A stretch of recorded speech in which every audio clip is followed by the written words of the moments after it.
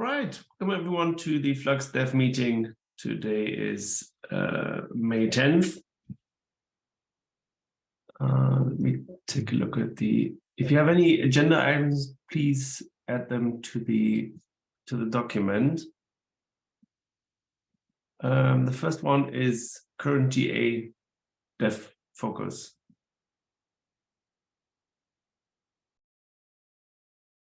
Yeah, I can say a few words about the latest Flux release, and we also updated the roadmap and so on. So yesterday we have released Flux 2.0 release candidate 2, which comes with fixes to regression bugs and other issues reported by Flux users who have upgraded to release candidate 1. There is a plan to do a release candidate 3.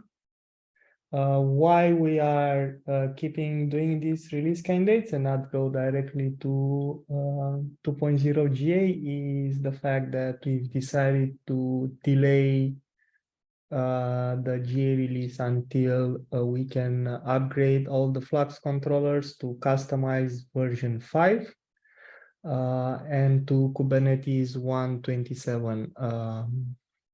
This means, in a way, customize and Kubernetes, these projects are mingled together in kubectl.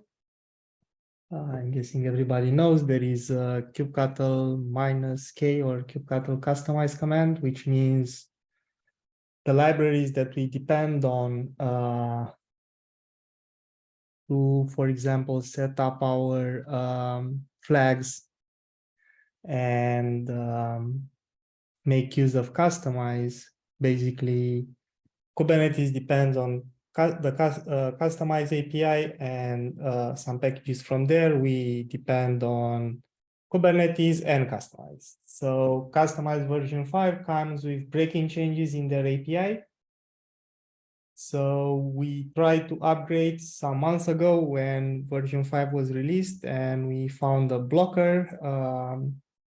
So we waited for Kubernetes to first upgrade, and they did that in 1.27. But then we also use controller runtime, which also imports all the packages from upstream. So now, even if we are unblocked related to customized version 5 and Kubernetes, we are waiting for a stable release of controller runtime, which is built on top of Kubernetes 1.27. And our hope is that once Kubernetes 1.27.2 is released on May 16, controller runtime will do a release after that, which will unblock us from upgrading all the controllers and all our libraries. Once we have this everywhere in Flux codebase, we plan to do a final release candidate, number 3. And we ask all users, please upgrade. Let us know if you have any issues with release candidates. So when we make the GA release, it's final and stable.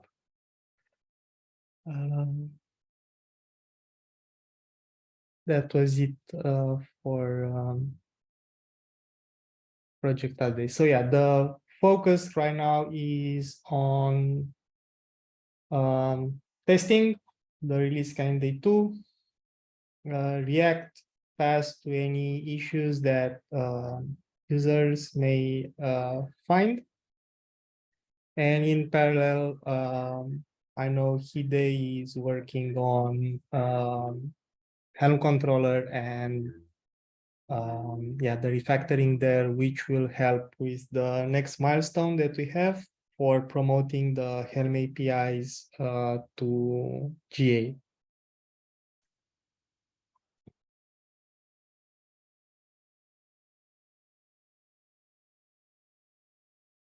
Any questions, concerns around the release candidates?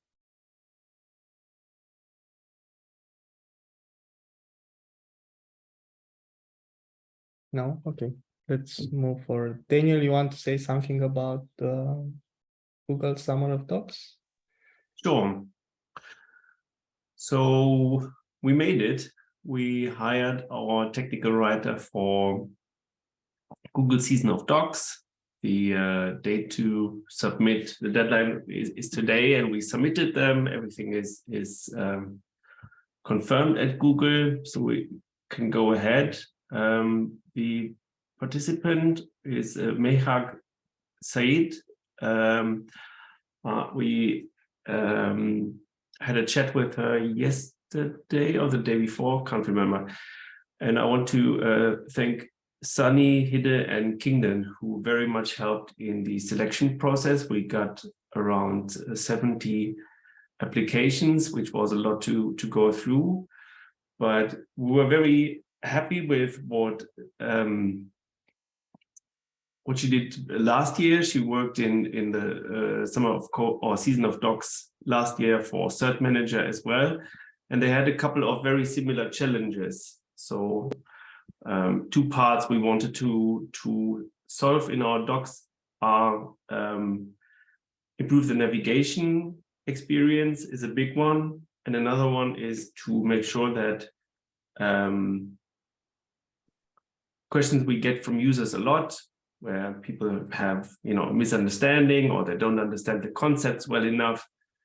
And this is something she did for Cert Manager last year as well. So I think we're in very good hands. And we also said she could come to these meetings as well. So I would guess that every other meeting she's there, gives a brief update and asks for feedback as well, just so everyone is in the loop. And the project is going to go until November sometime. Do we know her time zone? Yes, she's in Islamabad in Pakistan. Okay. Yeah. That's my update. Great. Thank you very much, Daniel, for driving this effort. I'm very excited about the docs project. Do we have a plan already in place for what is going to happen next? Yes, so she's going to start next week. Like the project that we wrote up can be seen here. I'll add it to the, I was going to say show notes, but that's not what it's called, to the document later on. And her proposal can be seen here, and it has links to, I put it into the Zoom chat. And in her proposal, you can see as well, yeah, the work she did for Cert Manager was, yeah, it was a lot of work. So this, I'm very happy about this. I'll add it to the document. Okay, so I guess a plan will be made public in GitHub issues on their website, right? Yes. Yes. I could imagine that in the beginning, she's going to do, write up like a proposal, this is how I see the navigation changing. Everybody can give feedback. I suggested as well that we also talk to our users, that we maybe present it there on Slack or maybe on Twitter or whatever, and people can give feedback there, which I feel is important. So we don't do a quick PR to move everything around and later on people don't like it. Right. But it's what she did with Cert Manager and other projects as well. Questions about the docs. Are we planning on versioning the docs after 2.0 GA? Is this part of this work, or it's separate, or? It's not part of this work. Hide, any ideas here?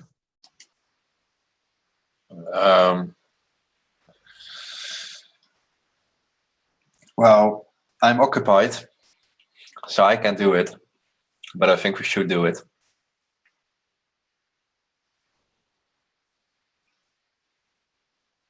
How do we, does the,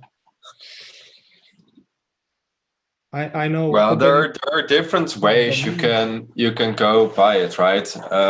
What I've seen, what the Kubernetes folks basically are doing is that they keep snapshots of the documentation at a certain point in time, and then it basically freezes. So after they roll the final minor release range of whatever they're working on, it's frozen in kind of a tag or a branch even, I think. And that means that you can always rebuild the things from there. The whole problem we have is that parts of our documentations is pulled in from our components. So what we would need to do is either maintain some. Well, I think that could actually even work, because I think what we're doing is I think we're doing magic resolving of latest versions.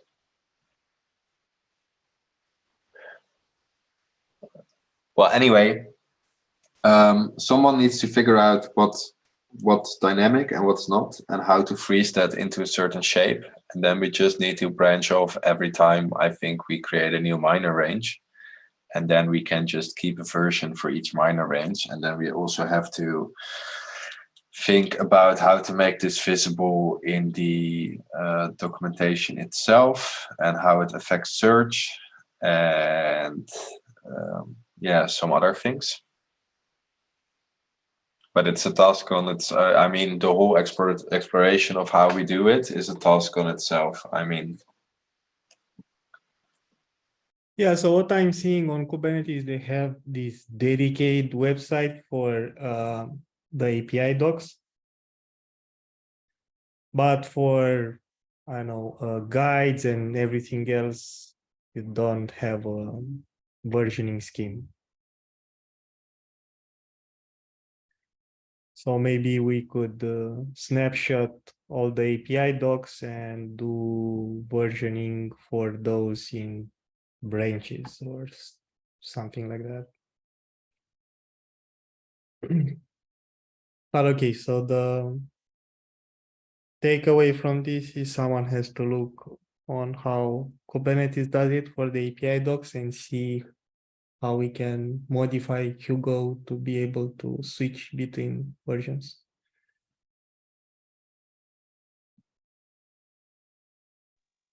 So there is something in Doxy that allows versioning, but I'm not 100% sure if it's easy to just select a couple of maybe one folder of documentation that needs to be versioned.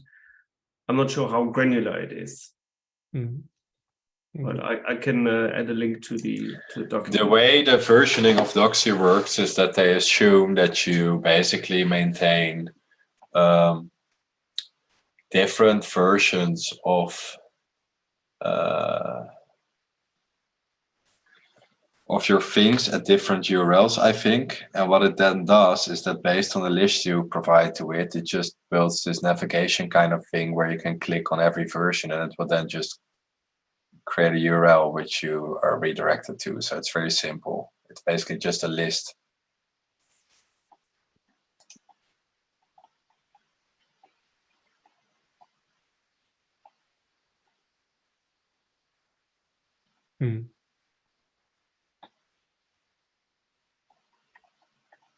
Yeah, so Doxy expects a different subdomain basically for each version.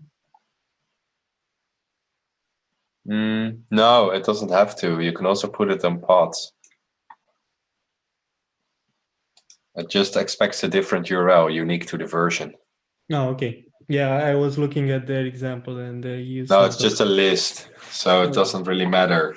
The problem, however, is because Netlify builds the whole route for that thing. I think it will be very difficult to not make it subdomain based or whatever, because how else are you going to kind of create new documentation? For example, so I'm looking at Qflow, which uses Doxy and versioning, and they went with the subdomain for each minor version. The other question I have is around the blog articles. So in our case, the whole website is built, including the blog. But if you start to do versioning, then you probably don't want the blog to also be on every version subdomain or whatever version website you have, because that means you have a lot of duplicate content and Google will get very confused. Yeah, no. What I was proposing was to version only the toolkit components where we have all the APIs. I have a subdomain for this. But yeah, we can figure it out later. Is quite complicated.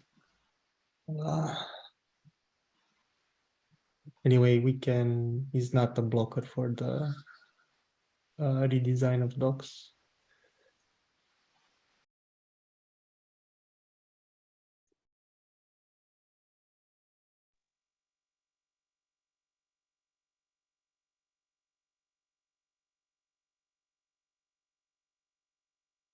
Sanska, I think you also had an agenda item, right?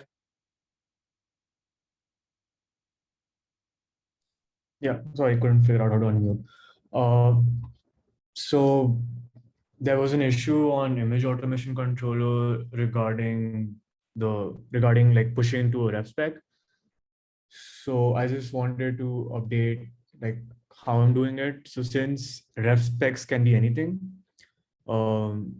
it basically the branch that we check out to, we're gonna run the updates where we check the KEML comments and everything. We're gonna update the markers on that branch, and then we're just gonna do a push to the ref spec, and the ref spec will take precedence over the push branch. So if you have a branch and a ref spec both, then we're gonna discard the branch and just consider the ref spec. That's it. And I should have a PR hopefully by tomorrow or day after tomorrow. Cool. So when a ref is specified, we don't try to do anything magical about it. We just push it. Yeah, we just check if we need to make an update to the deployment file. But that's done on the branch we check out to. Like, so using the checkout ref, we just do that. And yeah, and we just push. We don't do anything, like we don't try to be smart about it, because you can't be smart about it because it's a ref spec. So ref spec can be anything. And also it can't be called ref. It should be called ref spec, because it's not just a ref. It's like a source ref and then a colon and then destination ref, and that's called a ref spec. So the field name needs to be ref spec, not ref. Yeah, let's hope that pushing multiple times, I don't know, get it, and others will know what to do. I wanted to ask about that. So Gerrit has that weird format which enables it to open pull requests. But Git doesn't support anything like that. So I was thinking about how to test whether it works on Gerrit or not, since Gerrit is the main reason we are adding this change.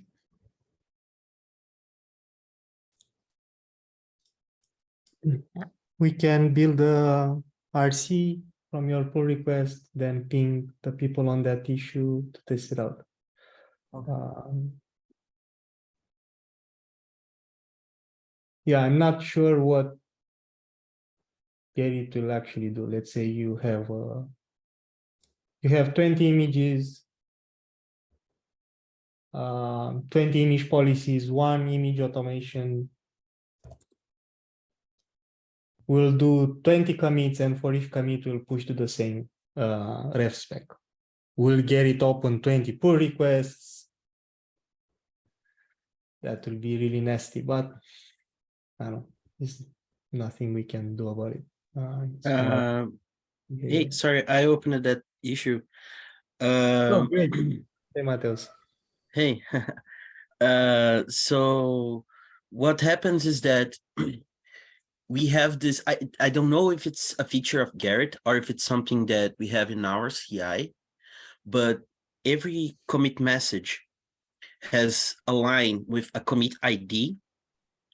And if you do git push origin head colon refs for master, then if the commit ID is the same, then what Garrett will do is create a new patch set. So they have this concept of patch set.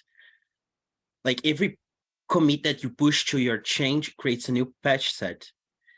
And but it's still in the same change, like which is like the same as a pull request or merge request. That's how it works.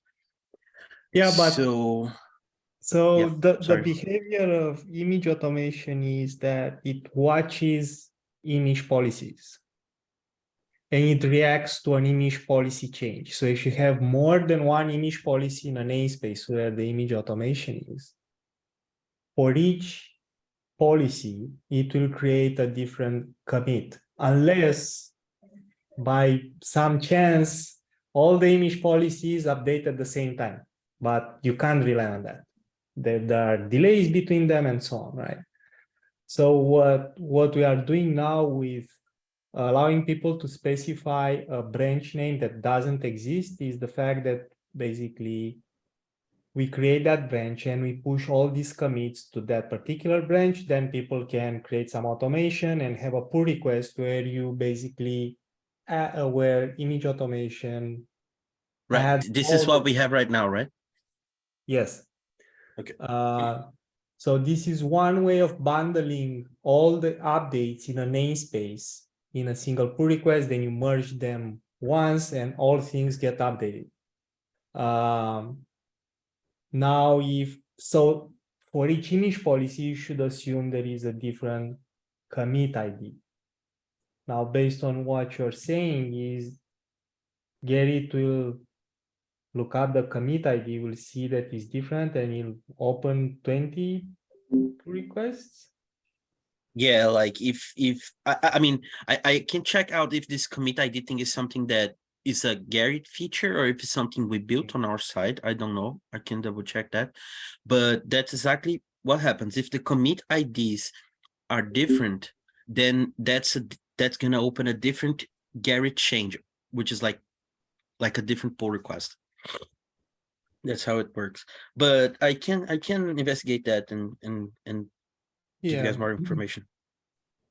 I think I mean, a lot of people complain about this behavior where, image automation controller basically reacts instantly to image policy updates. So maybe we can think of an optional field where the watcher is disabled and image automation policy works only on an interval. So you can set the interval to, let's say, I don't know, 10 minutes, even if during those 10 minutes, various image policies get updated, the controller will ignore them. It will run once every 10 minutes. It finds all the image policies and it creates a single commit with all the updates it has found.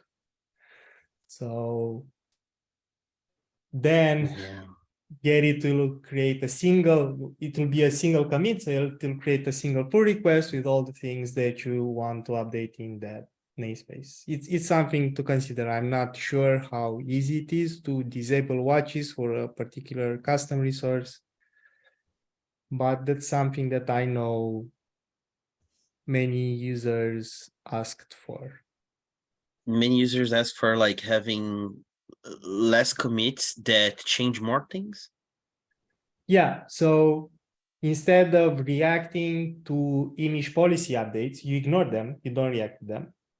And the image automation has an interval inside the spec, right? And you can set that to 10 minutes. And only then it will check all the image policies, see and update all the YAMLs according to the image policies and create a single commit with all the updates that happened in the last 10 minutes. So for distributed monoliths, this is the problem basically with distributed monolith, right? If you have microservices, it's okay to update one microservice before another one and so on. But people tend to have these distributed monoliths where they can't update a single service. They do a release of 10 things, 10 containers. They all make this a single app. So they want all these 10 updates to happen in a single commit so they can fully automate it without having to use a pull request to gather all the commits and only then merge. I see. Yeah. But I mean, it's not so bad because at least it's grouped by namespace, right? It's not so bad because at least it's grouped by namespace, so you can like control if you have lots of images to update in the namespace or not, right? Yeah, but we don't allow this currently. So Flux is reactive. Every time it sees a new update, it tries to create the commit as fast as possible. So it will not wait for other things to happen. But yeah, I think I prefer like that. Yeah, this is how it works right now. So yeah, we'll do a release candidate build based on Sanskar pull request, and we'll ping you, can test it out and let us know how it goes. Cool, great.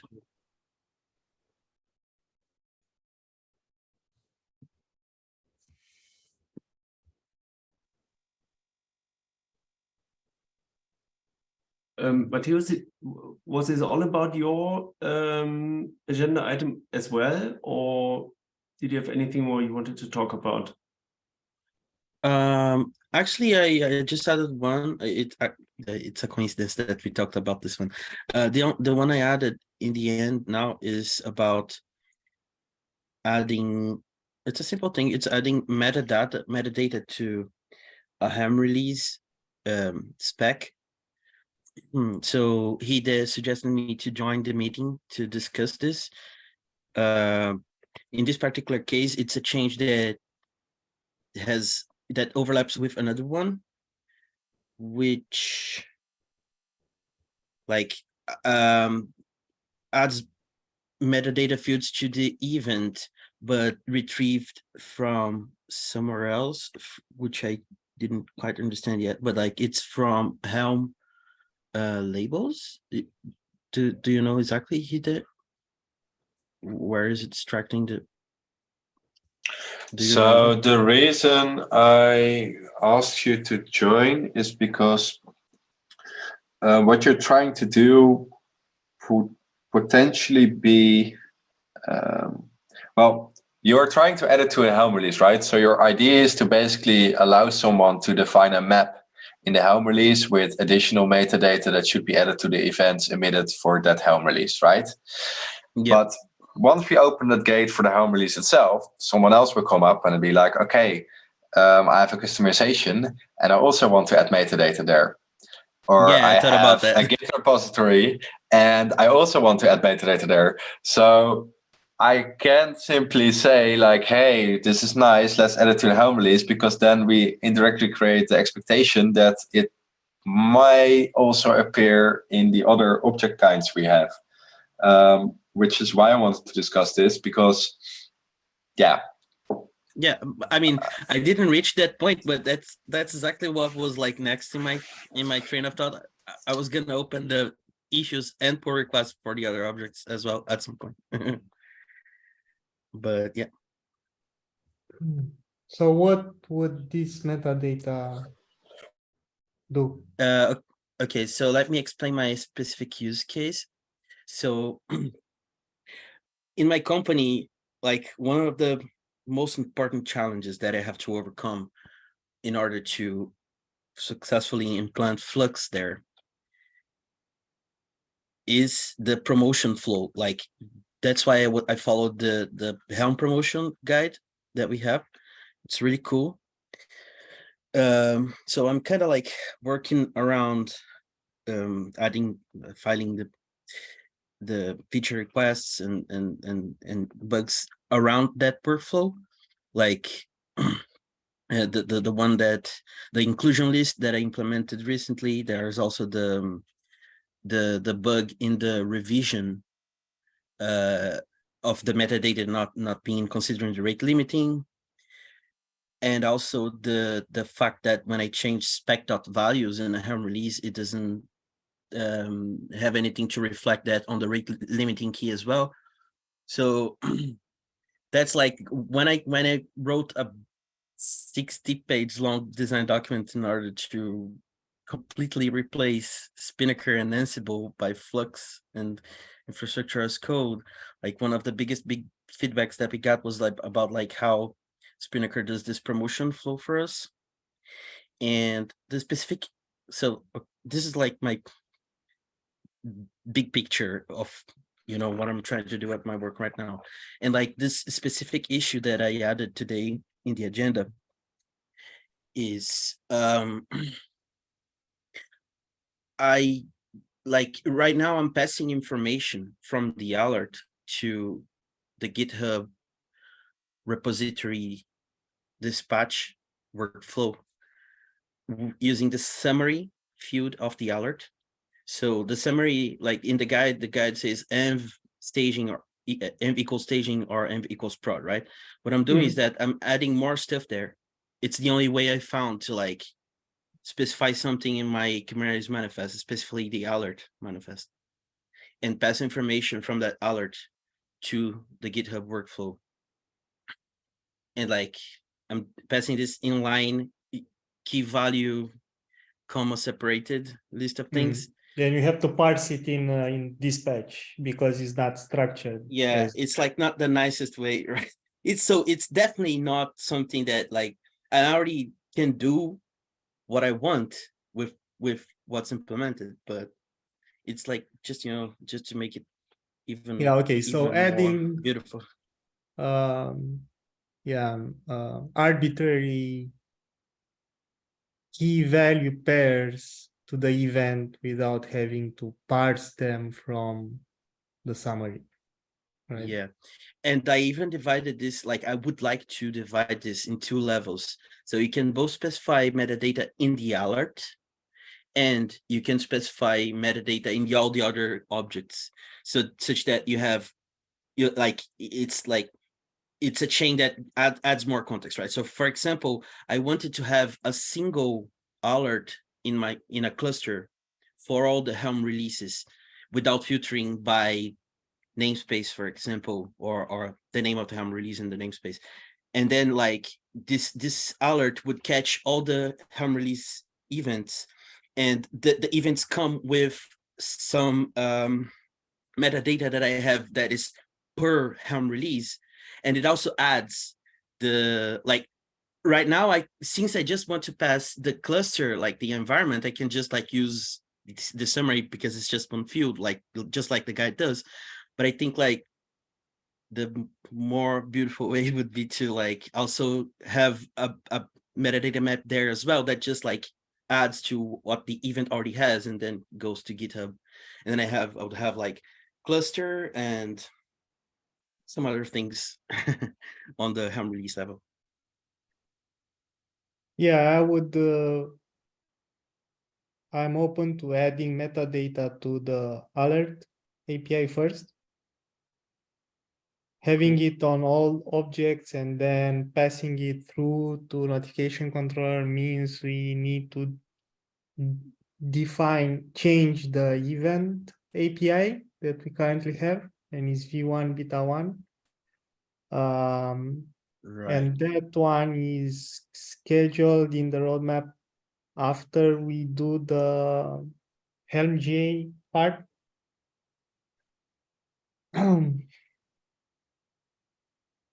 example, so you are looking at the promotion pipeline, but other people, we have other requests for helm releases. For example, they want dynamic metadata.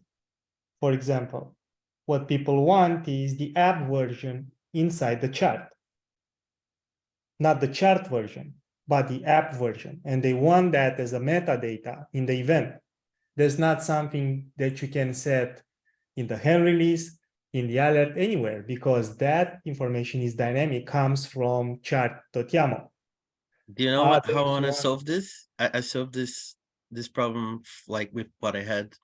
I did like I basically created a file structure that like just a tiny YAML configuration that lists the fields of the Helm release spec that I want to copy over to the promotion.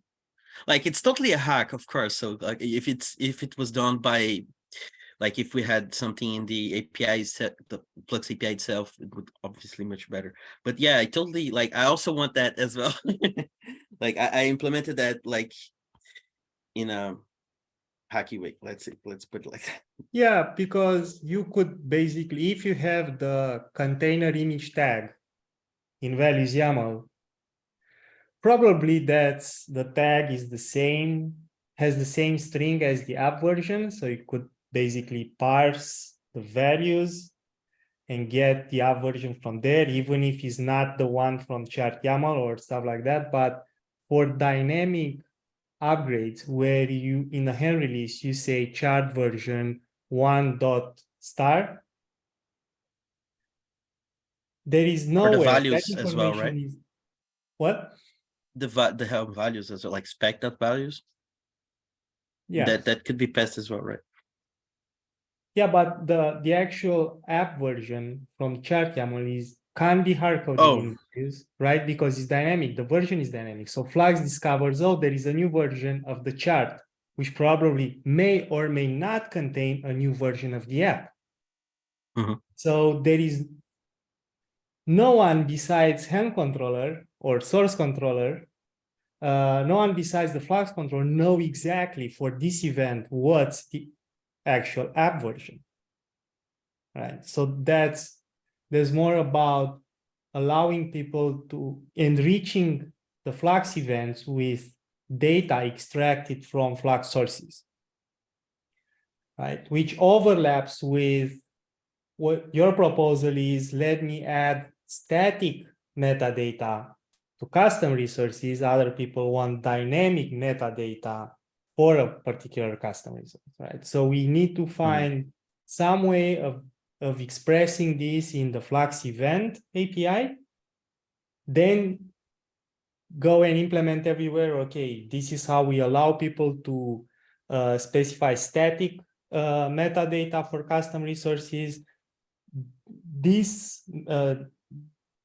fields end up as dynamic metadata, the chart version, the, I don't know, for OCI repos, I don't know, OCI annotations. So for example, when you push to OCI from Git, notification controller can write back the commit status. So there are many things which all these features require something where we allow injection of metadata in the events, right? So it's a broader topic that I don't think we can solve right now. But for your use case, I'm inclined on adding the injection of static metadata in the alert custom resource for now. And I think that will solve most of your issues. Yeah. I mean, it's already. I mean, to be really honest with you, it's not that I have a limitation right now with this request. You know, like I kind of, as I said, I'm fine. Like it's already parsed, like the key value, comma separated list in the summary. So I don't want to So it's like I don't it's want to not a mess your blocker. priorities. Yeah, it's not a blocker. Definitely, I don't want to Yeah, mess your priorities with that. what we definitely have to get in release candidate 3 is the fix for the rate limiter, right? So we don't rate limit upgrade events. Right. That's I pretty have a good. pull request for that. Yeah. Sunny made a bunch of comments for like how I can test the fix. I'll work on that. I'll remove the debug, the additional debug information though, because there are more places to touch. But yeah, and also to make the pull request smaller and like more specific, just to fix the bug. So yeah, I have the fix, and I'll also address Sunny's comments with the tests. Cool. Thank you. Cool.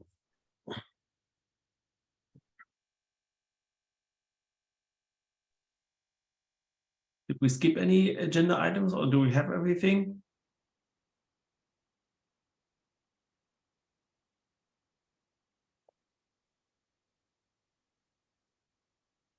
All right, looks like we're done. Yep. Thanks a lot, everyone. Thanks a lot. See you Bye Slack. bye. Bye. Bye.